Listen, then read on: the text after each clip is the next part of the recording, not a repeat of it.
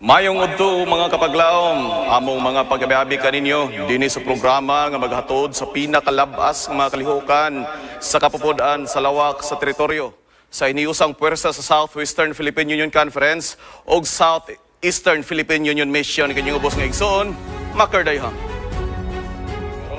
Fred 13, tuig 2025, among ihatod kaninyo mga pinakalabas nga mga balita nga nagsabwag sa kamatuoran ug nadalaw dakong buhing paglaom uban ang persa sa katawan sa Dios. Kininyong ubos nga paglaom, Reniel Capon.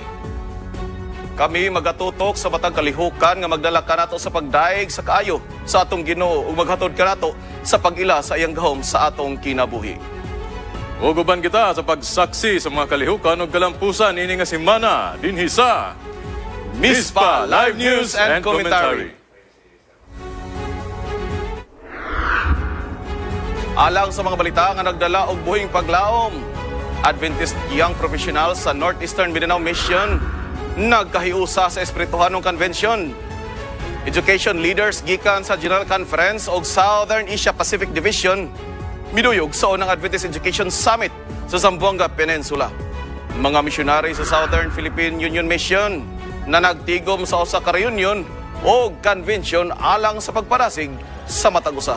Kini ug uban pang mga balita ang atong atangan dinhi lang sa Mispa Live News and Commentary.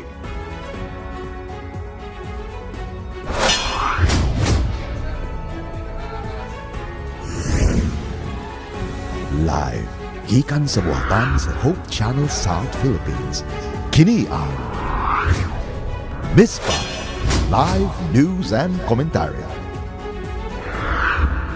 Alang sa unang makapadasig nga balita, sa rehiyon sa Caraga, nagkahiusa mga Adventist Young Professionals alang sa usa ka Espirituhanong Convention. Usa ka higayon sa pagtapok, pagdasig, o pagligon sa pagtuo nga nagpamatuod nga bisan sa kalampusan sa propesyon, ang pag-alaga sa Dios mao gihapon ang labing halangdon nga tawag. Alang sa detalye ni ining pinasahing katiguman, aniya si Kapaglaom Rona Laure. Kapaglaom Rona. Nagkahiusa ang mga Adventist Young Professionals gikan sa Northeastern Mindanao Mission alang sa usa ka convention nga gipahigayon gikan Agosto 29 hangtod 31, 2025 dinhi sa NEM headquarters. Gilauman nga pinaagi niini magpadayon sa pagtubo ang ilang espirituhanon nga aspeto ug mahimo usab silang panalangin sa ilang mga nagkadaiyang dapit sa trabahoan. Ang Youth Department sa NEM nga gidumalahan ni Pastor June Pableo mao'y nanguna og pagdumalas sa maong kalihukan. Gilangkuban sa maong convention ang mga lektura nga naghisgot mahitungod sa maayong pagdumala sa finances, paghimo og koneksyon ngadto sa uban ug gisaysay usab ang kaimportante sa pagsabwag sa maayong balita pinaagi sa mga pinatik. Hello, I'm Christine. What encouraged me to join this Young Professionals Convention? Actually, there has been so many things that is happening lately, and it discouraged me to join. But praise the Lord because He's there. And one thing that I realized, I'm here, or I was called to go here. It's because of Jesus. And I believe that everyone in this place wants to see Jesus also. So my short takeaways for this final or closing event, I pray that we would become young professionals who is full of Jesus and who would be Christ-like in any mission field that we are called upon. Kung ikaw konektado kang Hesus, walay makuwang kanimo. O kuno galing dili man kami luwason sa among Dios, dili kami muyokbo kanimo. Mao kini ang pipila ka mga punto nga gipasantop sa guest speaker ngadto sa mga tumatambong. Giingon pa diha sa 1 Timoteo 4:12, ayaw itugot nga ang imong pagkabatan-on pasipalahan apan magpuyo ka nga usa ka ehemplo sa mga magtotoo sa imong pulong, sa imong kinabuhi, sa gugma sa pagtuo ug sa kaligdong. I would like to congratulate the Adventist Young Professionals for having this convention and for getting together in the Lord. You have responded to the call, and I hope and pray that you will continue going out there in the mission field as representatives for Jesus, as Adventists, young professionals. And I hope and pray that you will carry with you the fervor, the faith, and the strength in Jesus. Again, congratulations, and I hope and pray that you will bring many souls to Jesus in your own little ways. God bless you. Ang maong panagtigom o sa kalakang alang sa pagdasig kanila nga mahimong ligon o aktibo nga leader sa iglesia. Sa ngalan sa Adventist Media Caraga Northeastern Mindanao, kini si kapaglaom Rona Laure alang sa Mizpah Live News and Commentary.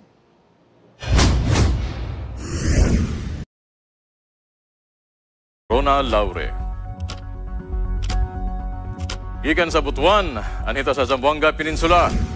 Ipahigayo ng unang Adventist Education Summit, diin miduyog ang mga education leaders gikan mismo sa General Conference o Southern Asia Pacific Division.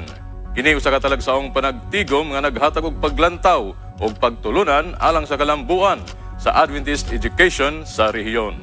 Si kapaglaom Sandra Day Batobalunos magahatag sa balita. Education leaders gikan General Conference of Southern Asia Pacific Division miduyog sa gipahigayon nga unang Adventist Education Summit dinhi sa kaumhan sa Zamboanga Peninsula Mission. Bulan sa Setyembre tuig 2025, ang programa gisugdan sa mabungahon nga parada nga giduyugan sa mga bisita magtutudlo, mga estudyante o mga ginikanan. Misunod ang mga plenary session sa mga bisita may tungod sa tanan aspeto sa Adventist education sama sa school board policies, church school management o uban pa. The first Education Summit of the Zamboanga Peninsula Mission is actually very important for a neophyte school board chairman like me. It gives me the opportunity to really learn about the financial management of our school, how leadership, how visionary leaders are very important in the commitment in making sure that our education system has its edge compared to other institutions. And I believe that this first educational summit conducted here at CPM gives us an overview of how important is the role of the board in the administration of our institutions. During this education summit, we have learned the uniqueness of Adventist education. That is not only to prepare students for a happy life and joyous service in this world, but also for a wider service and higher joy of this service in the world to come. It is to prepare students to face the great controversy in its climax before the second coming of Christ. I'm very thrilled to see how enthusiastic all of our education participants, administrators, teachers, and parents, board members, church leaders, and everyone in supporting Adventist education, especially in Zamboanga Peninsular Mission. I'm very happy. Thank you so much. Matag gabi nasaksihan ang makalingaw ug makapadasig nga showcase of talents gikan sa mga kabataan sa nagkalaing-laing tulunghaan sa Zamboanga Peninsula Mission. Nagpamatuod nga ang edukasyon dili lamang kutob sa lektura kundi naglakip usab sa pagpalambo sa talento sa mga kabataan. Sa katapusang adlaw gipahigayon ang awarding ug pinning ceremony alang sa mga magtutudlo nagpasidungog sa ilang matinud-anon nga serbisyo ug dedikasyon sa Adventist education. It is a privilege and inspirational to be part of the first Education Leadership Summit of the Zamboanga Peninsula Mission. We congratulate the organizing committee and the mission for holding such an inspiration meeting. We believe that this program is important. It renew the conviction of our teachers, our administrators, the board members, church elders, the entire stakeholder to renew their conviction of their sacred role in developing the young lives, preparation for the second coming of Christ, for the restoration of God's image in the fallen humanity. So congratulations to ZPM. Ang Eden mao ang unang tulunghaan ug ang Dios mao ang magtutudlo ug ang leksyon mao ang gugma, pagpangalagad ug kamatuoran. Susama ni ana ang ato mga tulunghaan nagapadayon sa ilang misyon sa pagpangandam sa mga kabataan sa kinabuhing walay katapusan. Gikan dinhi sa Zamboanga Peninsula Mission, kini si kapaglaom Sandra alang sa Mizpah Live News and Commentary. It's because the work of education and the work of redemption R1, dahang salamat sa mga report. Kapaglaom, Sandra. Mga kapaglaom sa Southern Mindanao na nagtigom ang mga misyonary sa usa ka reunion o convention. Usa kini ka espesyal nga pagtapok aron lig-unon ang panagiusa o ipadayon ang pagpadasig sa matag usa sa buluhaton sa pag-alagad. Si kapaglaom Abby Cordero, magabalita. Kung ang Ginoo maoy mo tawag ug mupili kanimo, walay makapugong niini. Usa kada kong panagtigom ang gihimo sulod sa 4 ka adlaw dinhi sa Adventist Training Center, Sitio Siloton, Lake Cebu South, Cotabato. Ang first SAPUM-wide reunion and convention alang sa mga senior o current missionaries. Nagtigom ang mga tinawag sa Ginoo gikan sa nagkadaiyang organisasyon, sama sa 1,000 Missionary Movement, Gospel Outreach, sulad sa Adventist Mission, Global Mission Pioneers ug Health Promoters. Usa kini ka panahon sa panag-uban, pagpadasig ug pagpakig-ambit sa kasinatian sa buluhaton. Adunay mga lektura, pagbansay ug mga mensahe nga naghatag og kusog ug paglaom aron mapaligon ang pagtuo ug madugangan ang kainit sa kasing-kasing sa pagpadala sa maayong balita ngadto sa tanang katawhan. Usag ka malipayon nga katiguman nga nahimo karon dinhi sa Lake Cebu sa Adventist Training Center ang primerong SAPM-wide nga aktibidades sa mga misyonaryo. Gitawag kini siya og reunion and convention sa current and senior missionaries. Og kini siya gihandom sa dugay nga panahon nga ang atong mga misyonaryo sa nakadaiya mga lugar makahimo sa pagtagbo, makabaton sila og fellowship, panag-uban nga makahimo sila og pagdinasigay nga din sa ilang pagbuhat dinhi sa kaumhan sa Southeastern Philippine Mission din sila magmalipayon og madasigon. Og kini nga mo ang panghitabo niabot na gyud og aton nakita ang kadasig. Abi ninyo mga missionaries, you are very important sa atong function sa atong iglesia. Kung wala mo, makaingon gyud ko nga dili gyud ingon ani ka kusog ang ato ang paglambo isip ko sa ka iglesia. Busa ang akong tugon kaninyo mauni. Aton ang gyung batunan ang kinaiya ni Ginoong Hesukristo sa atong mga kinabuhi. Nga nag-ingon siya sa panahon nga naay nanginahanglan to ata didto, sa panahon nga kita gikinahanglan ang atong panahon nato, ang atong kinabuhi, ato gyud silang serbisyuhan kay ngano man maunay reason nga kita mahimo tang konektor gikan sa mga tao paingon kang Ginoong Hesukristo. Kay nagsulti siya, without me you can do nothing. And God knows the future, right? I would like to express my words of appreciation for this wonderful meeting with missionaries in SAPUM. Congratulations for the idea, was excellent. You know, we are just one people, one church, and we are under the same God. We cannot be united only in message. We also must be united in mission. What we have seen here is that all these missionaries, although with different fronts, they also are united in mission. Gikan dinhi sa munisipalidad sa Lake Cebu, kini si Abby Cordero, nagabalita alang sa MISPA Live News and Commentary. Once a missionary, always a missionary. Dahang salamat sa mga balita. Kapaglaom, Abby. Sa Kabanglasan, Bukidnon, kapin 500 ka mga sumusunod ang nahimong saksi sa sulimning pagdidikar sa Mega Church. Usa kini kaminungdanong milestone alang sa Central Mindanao Mission nga nagpakita sa pag-uswag sa misyon nga gipiyal sa iglesia. Si kapaglaom Kizia Rua, maghahatag sa balita.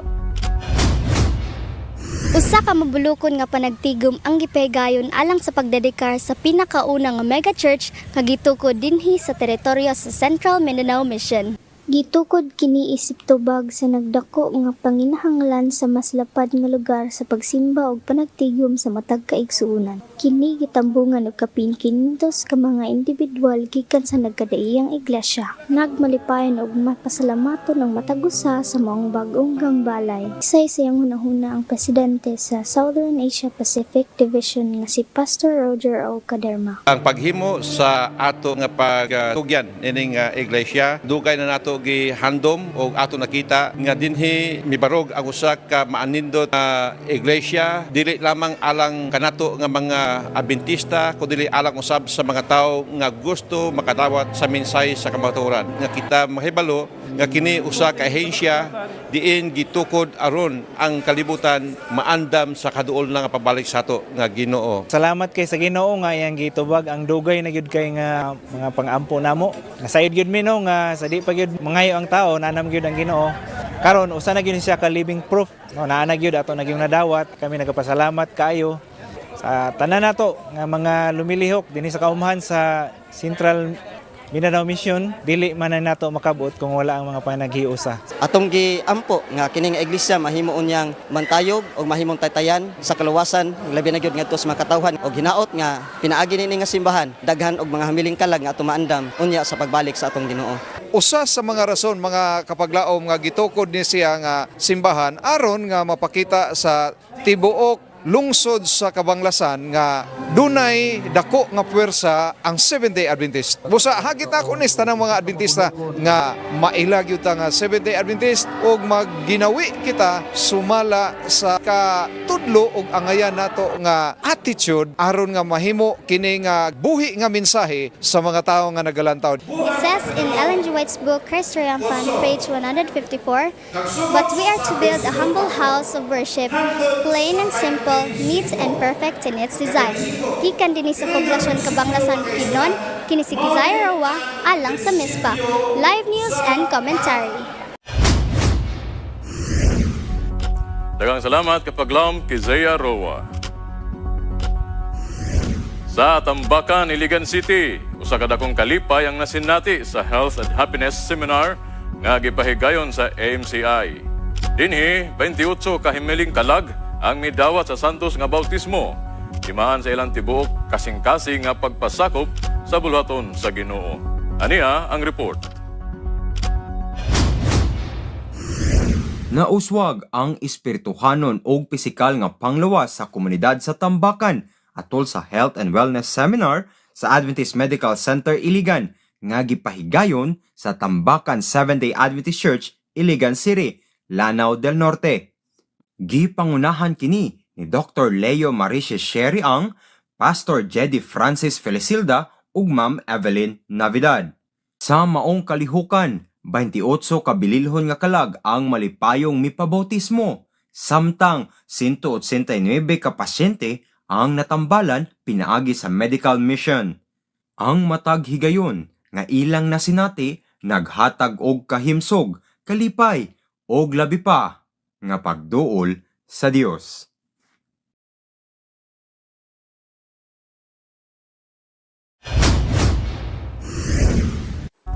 Daghang salamat niana nga report. Sa pagbalik mga higala, pag-abli sa WMC Wide Music Convention atong saksihan.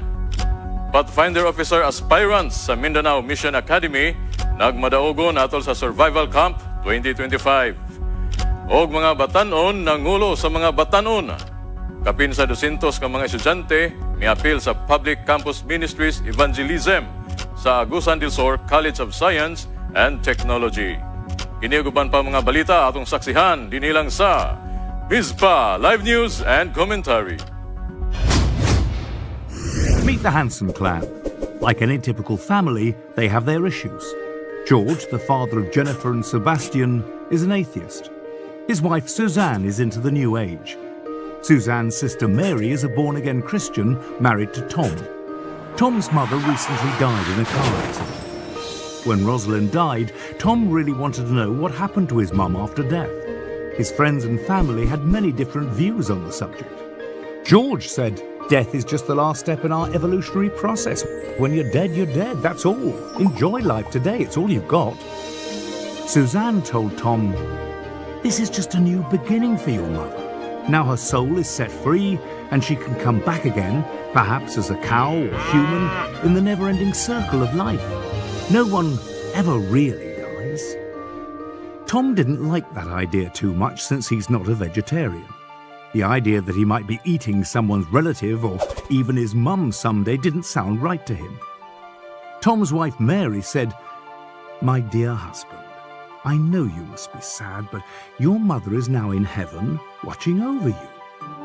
At first, that sounded real good to Tom, but then he wondered how much he liked the idea of his mother watching his every move now that she was in heaven. It was bad enough when he was a child. Tom's ever-so-sarcastic co-worker said, "Perhaps she went to purgatory or the flames of hell. Was she a good Christian?" As Tom thought about these conflicting views, he felt an overwhelming desire to know the truth. How could he know for certain what happens once you die? The apparent darkness beyond the grave troubled him a lot. He thought, if I die, then what? I like my life, and the idea that I might cease to exist forever is rather a terrifying thought. So Tom set out on a journey to discover the truth about death. He scoured the internet looking for answers, read articles and watched videos on the subject, but the more he read and the more he heard about death, the more confused he became. Perhaps like Tom, you've wanted to know what really happens after death. Unfortunately, you can't pick the after-death version you most prefer. Going up, going down, coming back around, or staying in the ground forever. You can choose to believe what you want, but that doesn't make it true. There aren't many truths on the subject, just one. Since we believe the Bible is God's word to us, we're going to discount the staying in the ground forever and coming back around ideas. The Bible doesn't support those theories. The secret to solving the mystery of death is found in the truth about the soul. Are you a soul, or do you have a soul?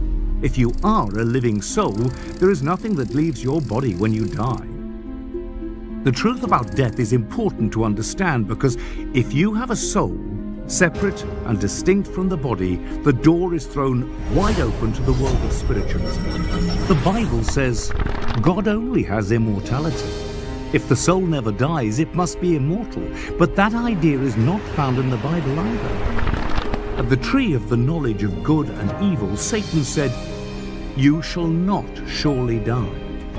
Thus the first lie about man possessing immortality was told to Eve. But God said, "If you eat the fruit of the tree, you will die." Who was right, Satan or God? Adam and Eve and every human being since have fallen under the hand of death. Everyone eventually dies. No one will argue that fact, but what then? A correct view of the soul is found in the book of Genesis. It says, "The Lord God formed man of the dust of the ground and breathed into his nostrils the breath of life, and man became a living soul." Notice the word became. Man became a living soul. It took the body and the breath of life to make a living soul. The word soul in Hebrew means being or creature. With the breath of life, man became a living creature or living being or living soul. Now the question then follows, did Adam have a creature or did he become a creature? Did he have a being or did he become a being? Did he have a soul or did he become a living soul? A simple reading of the text makes it clear he became a living soul. He did not have a soul distinct and separate from the body. Take away the breath of life, and man is no longer a living soul. Simple. All that is left is the body without the breath of life. Now he is a dead soul, a dead creature, or a dead being. According to the Bible, the word breath and spirit have the same meaning. When the Bible says, "The breath returns to God who gave it," it is the same as saying, "The spirit returns to God who gave it." Some Christians believe the spirit is separate from the body, that when a person dies, his spirit goes to heaven as a conscious entity. But is this true? Note what Solomon said. "The living know that they shall die, but the dead know not anything. Their love, their hate, and their jealousy have long since vanished. Never again will they have a part in anything that happens under the sun." Tom's mother didn't go to heaven the day she died, which means he can breathe a sigh of relief. She won't be watching over his every move. The breath of life returned to God who gave it, and her body returned to the dust of the earth. God said, "Dust you are, and to dust you shall return." God banished Adam and Eve from the tree of life so that man would not live forever. It makes no sense then to say that when they died, they would live forever, either in the flames of hell or go directly to heaven as a spirit. The prophet Ezekiel said, "The soul that sins it shall die." And David said, "When a man dies, in that very day his thoughts perish." Jesus and many other Bible writers compared death to a sleep. When his friend Lazarus had been dead for 4 days, Jesus said, "He is asleep." His disciples didn't understand, so Jesus said plainly, "Lazarus is dead." When people die, they sleep in the grave until the resurrection.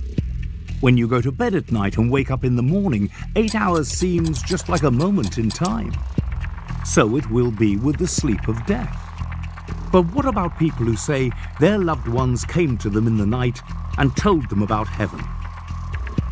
Once you understand this simple truth about death, it becomes apparent that all spiritual manifestations of people who have died are illusions. Evil spirits posing as deceased friends and family who really are still in the grave. It's not difficult for evil spirits to appear as someone from the past. It happened to King Saul when he went to the witch at Endor and an evil spirit impersonated the prophet Samuel. The truth about death exposes the lies of Satan and reveals the many ways he has deceived people on earth. Paul wrote to Timothy, "The Spirit clearly says that in later times some will abandon the faith and follow deceiving spirits and things taught by demons." Tom finally discovered the truth about death. It's just a sleep until the resurrection. He doesn't go up, down, or come back around, and he doesn't have to worry about his mum watching over his every move or eating a distant relative someday. Best of all, because of Jesus, he won't pass into oblivion. He can have life after death, eternal life. And that, my friend, is the truth about death.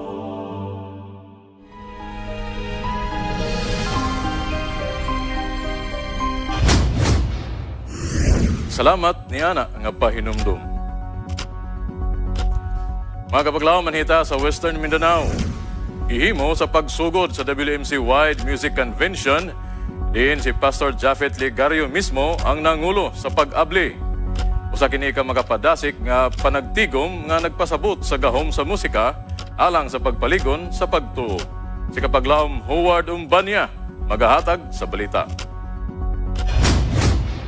Gipanguluhan ni Pastor Japhet Ligario, lecturer sa church music, ang inaugurasyon nga mensahe sa pagbukas sa Conference-wide Music Convention karong adlaw, Biyernes, Agosto 22, 2025 dinhi sa Pagadian City Adventist Center, Bulatok. Sa iyang pagpamulong, gipasabot ni Pastor Ligario ang kahinungdanon sa musika ingon usa ka gasa alang sa pagsimba ug panaghiusa sa iglesia. Gilausab niya ang papel sa mga song leaders sa paggiya sa kongregasyon ngadto sa mas lawom nga espirituhanong kasinatian pinaagi sa awit ug pagdayeg. Ang maong convention adunay tema nga Sacred Sounds, a celebration of worship.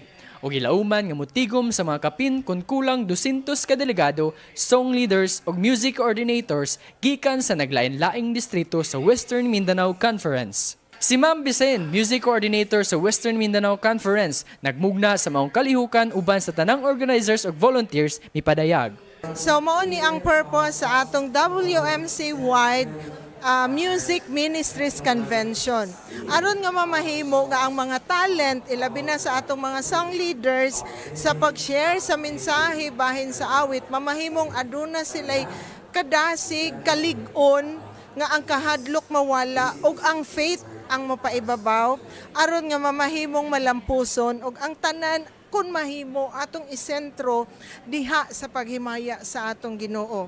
Sa pagpadayon sa convention, gilauman nga ang matag nota, matag awit ug matag leksyon nga masinati dinhi mahimong timaan sa mas lig-on nga pagtuo ug mas madasigon nga pagsimba sa tanang iglesia sa rehiyon. Gikan dinhi sa Pagadian City Adventist Center, Bulatok. Kini si Howard Umbania alang sa Mispa Live News and Commentary. Atong gamiton ang atong mga talento tungod og alang sa himaya sa Dios. Dahang salamat sa mga report. Kapaglaom Howard Umbania. Mga higala, dugang report gikan sa maong rehiyon, WMC Wide Music Convention. Daghang mga delegado ang nakakaton sa husto ug angay nga paggamit sa musika sulod sa iglesia. Kini naghatag og klaro nga pagtulunan nga ang musika dili lamang kahimuot apan usa ka gahom sa pag-alagad ug pagduol sa Ginoo. Si Kapaglaom Krisa Sofia Barangan magasaysay sa detalye. Kapaglaom Krisa. Usa sa mga gilauman o giatangan nga bahin sa Conference-Wide Music Convention mao ang workshop nga nagtudlo sa husto nga paggamit sa musika alang sa pagsimba.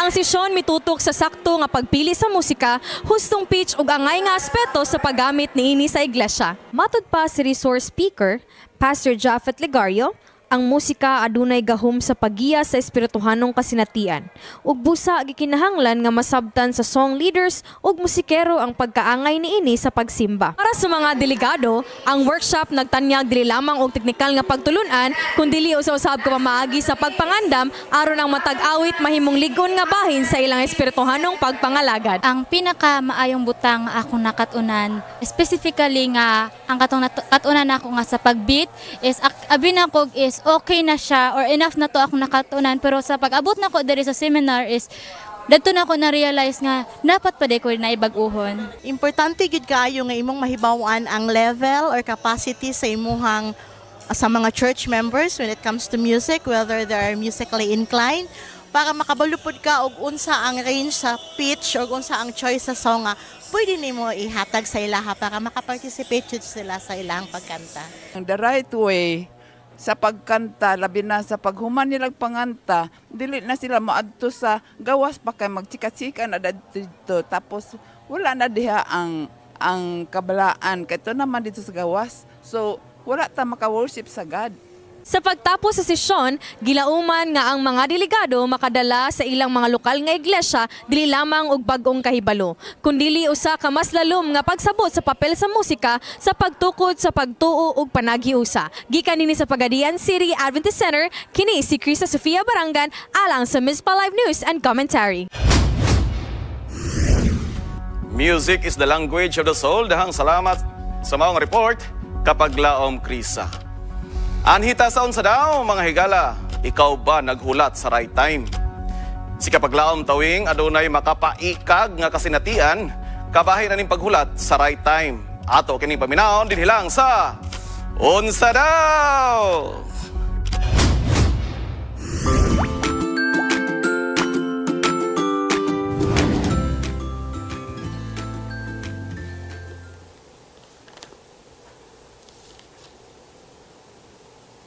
When the time is right, I, the Lord, will make it happen. Isaiah 60, verse 22. Kini nga bersikulo usa ka matahom nga pahinumdom sa hingpit nga panahon ug sa pagkagamhanan sa Dios. Mao pud ni siya ba ang verse sa mga gahulat sa right time? Tama no. Apan kanus aman ta makaingon nga mauna ni ang right time. Unsa daw? Yes mga higala, kanus man gyud ang right time nga pwede na ipadayag ang atong gibati. O di ba ka right time nga moingon nga hatagan na jud nako siya ultimatum kay dugay na kaya among relasyon apan murag walay chance magdayon. Hala, unsa daw? Sige, bulag na lang mo para ang next dayon adto ta sa pag-move on. Haha, yes mga igsoon, ako kining pagahisgutan karon isip mga Kristohanon unsa man ang atong angay buhaton. Tara, let's go!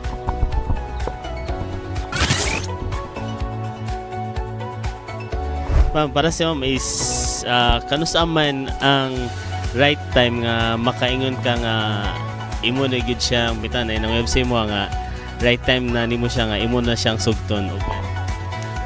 Siguro sir, depende siguro kung unsay mong kuan kung ready na ba ka or kuan kay sa kuha karon kay na naman koy kuan para sa ko kay kanang ano na gid siya na gid akong dawan.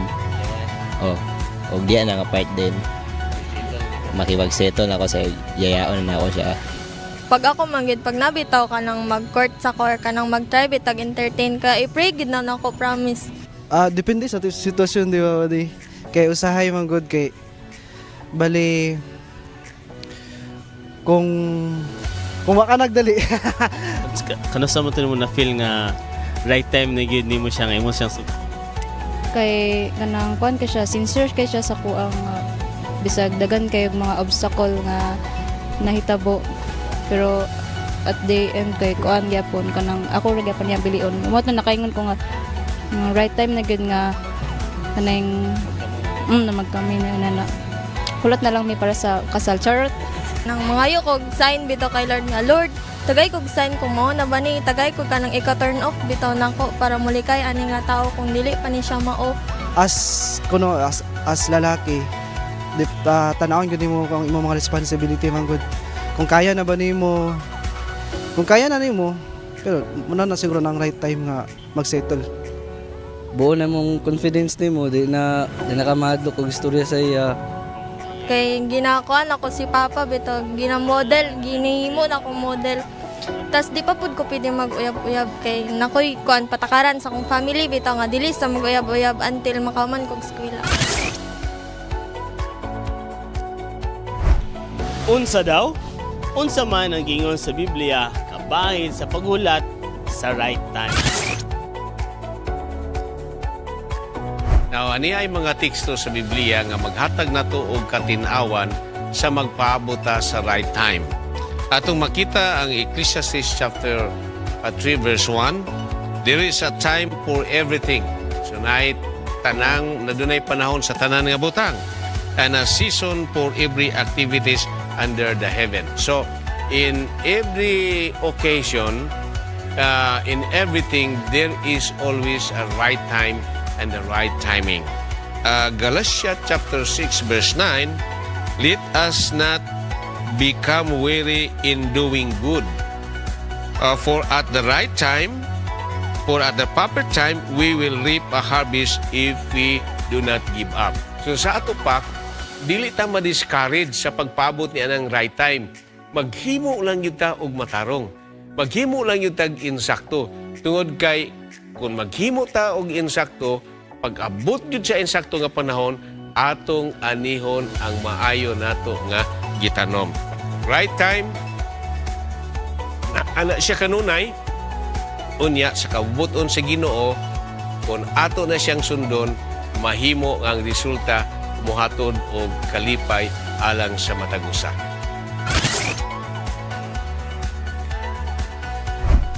Unsa daw? Yes, mga higala, daghan kayo ang sugilanon nga nagpakita sa pagkapakyas tungod kay wala maghulat sa right time o tamang panahon. Apan ang Isaiah 60 versikulo 22 nagkanayon, when the right time ay the Lord will make it happen. Kini nagpadasig ka nato sa pagsalig diha kaniya kay kita nahibalo nga iyang tumanon ang iyang mga saad ug mga plano sa iyang panahon dili sa tuwa. So padayon sa imong katahom kay ang atong Dios adunay mas nindot nga plano kanimo ug kanako. Kini si Tawing Galigo ng utana, unsa daw? Daghang salamat kapag laom tawig. Mga higala, mipakita sa kaisog ug kadasig ang mga batanong leader sa Mindanao Mission Academy atol sa Pathfinder Officer Aspirant Survival Camp 2025. Taliwala sa hagit sa kalasangan ug mga pagsulay, nagmadaogon silang mitindog isip mga bagong leader nga andam magalagad alang sa buluhaton sa Ginoo. Alang sa detalye, aniya ang report. Pa sa kainit sa adlaw ug sa kalit nga pagbubo sa ulan, mipadayag gihapon sa kaisog ug kalipay ang bag-ong Pathfinder Officer Aspirants sa Mindanao Mission Academy atol sa Survival Camp 2025-2026 ni atong Agosto 29 hangtod 31 ning tuig 2025. Gipakita nila ang mga kinaiya sa usa ka matinud-anon ug angayan nga lider pinaagi sa pag-hike sa hataas nga dalan, pagpaningkamot sa pag-agi sa mga batong babag ug pagbaton og pasensya sa matag pagsulay sa kampo. Kini nga espirituhanong pagpanaw nagdasig kanila sa pagpalig-on sa pagtuo, pinaagi sa panagiusa, integridad ug pag-alagad. Sa matag lakang ug hagit nga ilang naagian, makita ang kahayag sa ilang espiritu, timaan nga ang awit sa pagtuo nagpabilin sa ilang kasing-kasing samtang sila nagapanaw sa buluhaton sa Dios.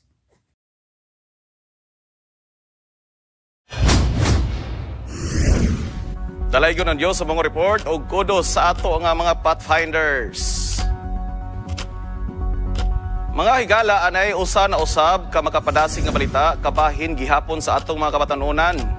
Kapin sa 200 ka mga estudyante ang miapil sa Public Campus Ministries Evangelism nga gipahigayon sa Agusan del Sur College of Science and Technology o ASCAT. Dinhi makita gayod nga ang mga batanon maoy nangulo sa mga batanon. Pinagi sa panagiusa sa pag-alagad o pagduol sa Dios. Alang sa detalye, ania ang report.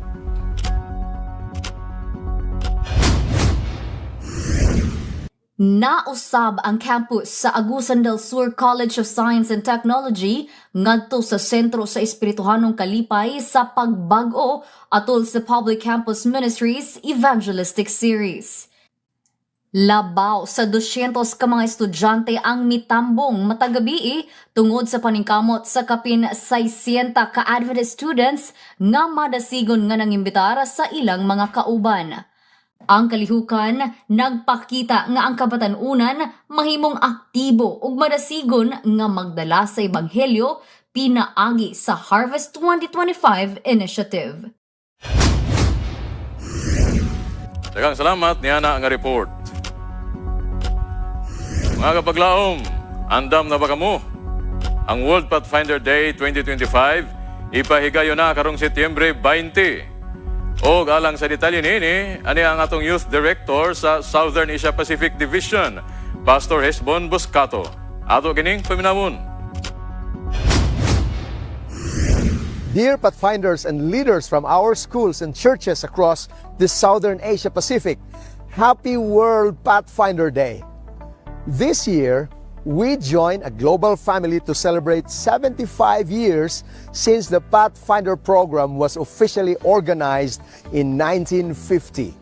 For 3/4 of a century, God has used Pathfinders to shape young hearts, steady young hands, and send young feet on the path of service. From our islands and mountains to our towns and cities across the SSD territory, your scarves, your smiles, and your servant hearts tell one story. By God's grace, we are Pathfinders on purpose. To our directors, counselors, teachers, parents, and pastors, thank you. You tie more than nuts. You tie character to Christ. You teach more than camping. You teach courage, compassion, and commitment. And to every Pathfinder, your uniform is not just fabric, it is a testimony. When you stand at attention, you remind us that we stand for Jesus. As we mark the 75th anniversary, I invite every club and every member to embrace 3 calls. Number 1, walk with God daily. Our strength is not in our gear, but in our guide. Open His Word each day. Pray earnestly. Choose what is right when no one is watching. Remember the Pathfinder pledge. I will be a servant of God and a friend to man. Don't let anyone look down on you because you are young, Paul writes, but set an example. Be that example at home, in class, and online. Number 2, serve boldly. Pathfinders shine brightest when the world feels darkest. Organize community cleanups, plant trees, visit the elderly, tutor younger kids, and be ready to help when disasters strike. Put your drill practice into disciplined service. Let your honors become tools for mission. Jesus said, Let your light shine before others. And today, commit to one new act of service your club will start this quarter. And number 3, lead with integrity. Leaders, keep the main thing, which is saving our young people for Christ and training them for service.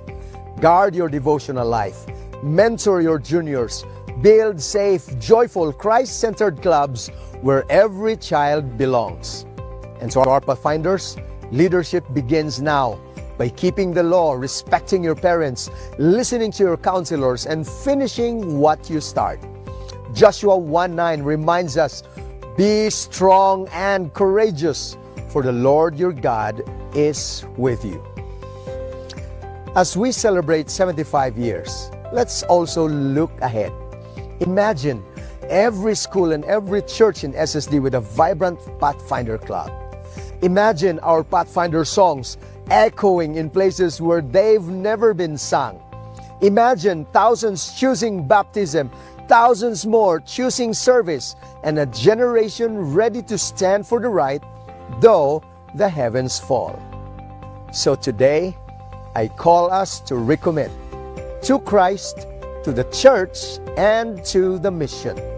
If you are willing, would you say it with me loud and clear? We are Pathfinders. We are servants of God and friends to man. We will go. Happy 75th, Pathfinders. Until Jesus comes, let's keep marching forward together.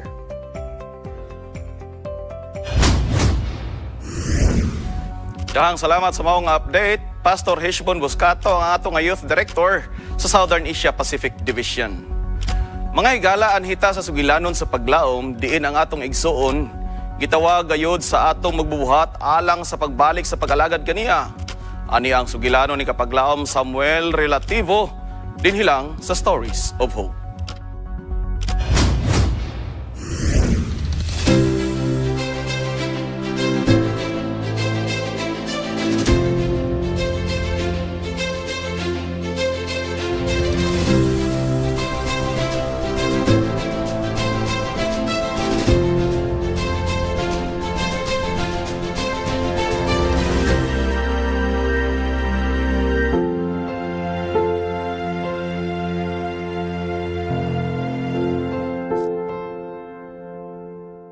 Ako ay si Samuel Relativo, 33 years old, nagpuyo ko sa Tagulwan, Misamis Oriental. Ang contribution ako sa iglesia or dakong impact sa ko, ang akong commitment nga to kay Jesus Christ. Siguro nasanay ko sa kong kagalingon or sa mong pamilya, sa amahan, nga mas nindot mo tabang ilabi na sa bulahaton sa among iglesia, kay dato mo bati ang kalipay. Do dili man sa dinag kong financial, nga ako mahatag, makontribute sa anip, bisan sa ginagmay, basta sa kasing-kasing mo gihatag, makabot imong kalipay sa imong kinabuhi.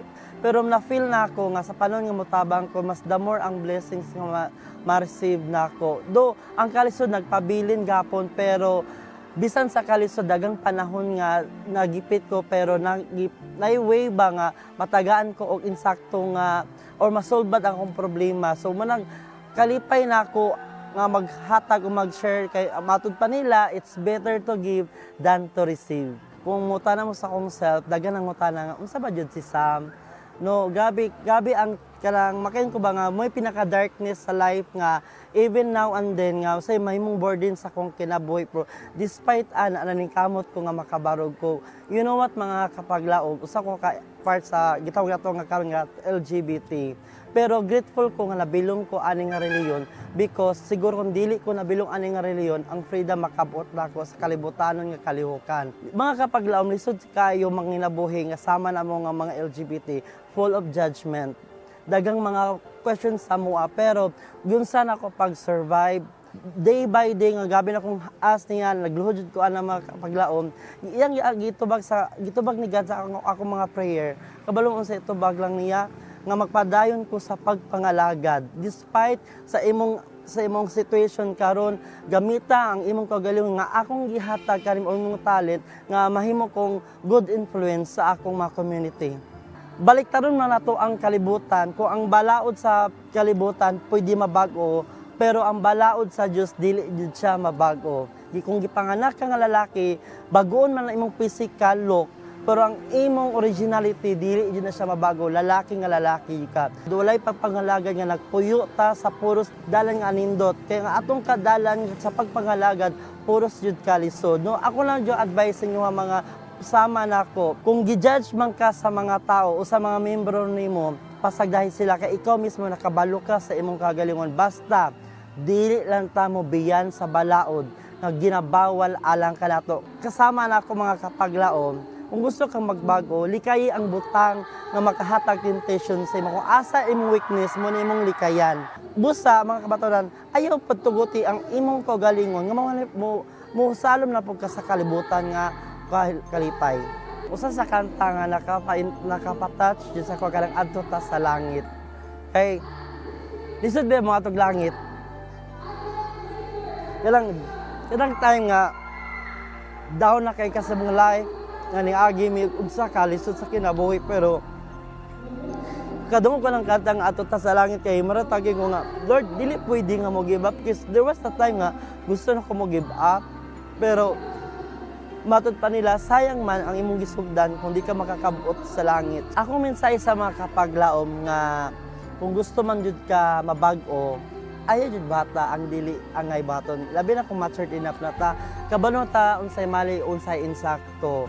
No, ipakita sa ilaha sa mga community nga you are different, you are special person. Ang imong kagalingon dakog importansya sa sulod nato sa iglesia. Ako minsay sa Hope Channel Philippines mga kaigsoon o mga kapaglawag, daghan jud kayong salamat kay pinaagi ana daghang tao nakabaton, daghang tao nakadungog tungod sa daghang tao na convert, no? Pinagi sa social media tungod sa Hope Channel, kamo ang hinungdan nakabot ang butang o sa laing lugar nga lisod adtuon because of the Hope Channel na spread ninyo ang gospel sa atong buhi nga Dios.